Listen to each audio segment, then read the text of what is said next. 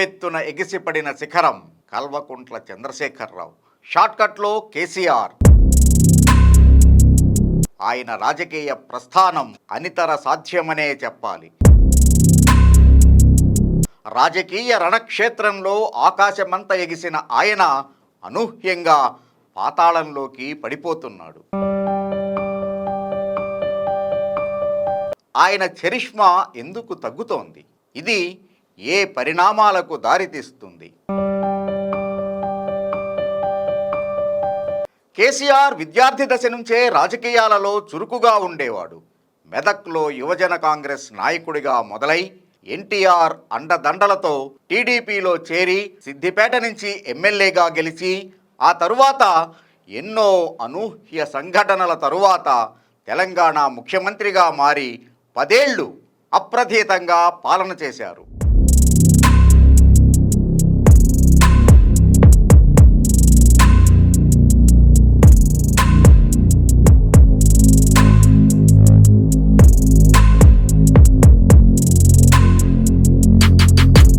ఆయన రాజకీయ చతురత, ఎత్తుగడలు ఆకాశమే హద్దుగా సాగాయి. తొలిసారి సిద్దిపేట నుంచి గెలిచిన ఆయన వరుసగా 1994, 99, 2001లో ఎమ్మెల్యేగా నెగ్గాడు. అంతేకాకుండా టీడీపీ కన్వీనర్గా, క్యాబినెట్ హోదా కలిగిన రవాణా శాఖ మంత్రిగా, డిప్యూటీ స్పీకర్గా కూడా బాధ్యతలు నిర్వహించాడు. చంద్రబాబు తన మంత్రివర్గంలో స్థానం కల్పించకపోవడంతో 2001 ఏప్రిల్ 27న తెలంగాణ రాష్ట్ర సమితిని ఏర్పాటు చేశాడు. తెరాస పార్టీ ఒక చరిత్ర సృష్టించింది. తెలంగాణ రాష్ట్ర సాధనలో అలుపెరుగని పోరాటం చేసి 11 రోజుల నిరాహార దీక్ష చేసి తెలంగాణ సాధించాడు కేసీఆర్.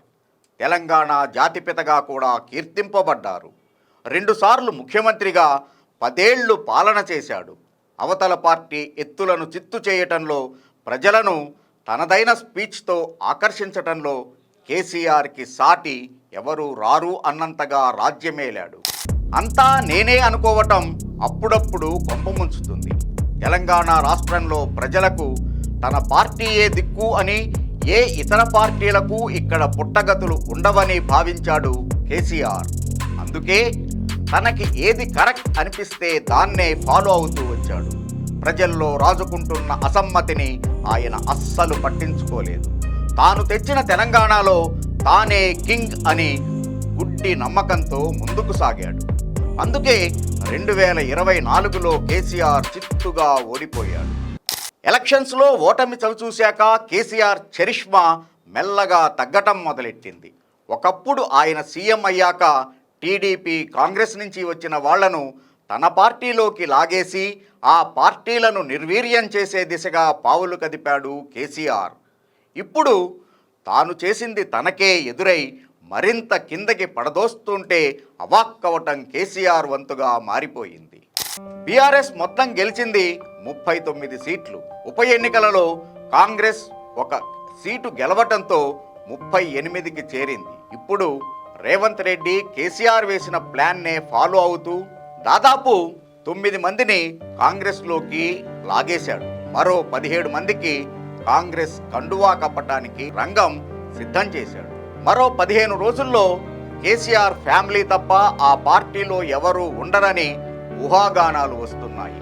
కేసీఆర్ ఒక మహానాయకుడిగా రాజ్యమేలాడు. తానే ఓ అద్భుతంగా అన్నింటా గెలిచాడు. కానీ స్వయం కృతాపరాధాల వల్ల ఒక్కో మెట్టు దిగుతూ ప్రస్తుతం పతనం అంచులకి చేరుకున్నాడు. మరి ఈ పరిస్థితి నుంచి తనదైన చాణక్యనీతితో బయటపడతాడా?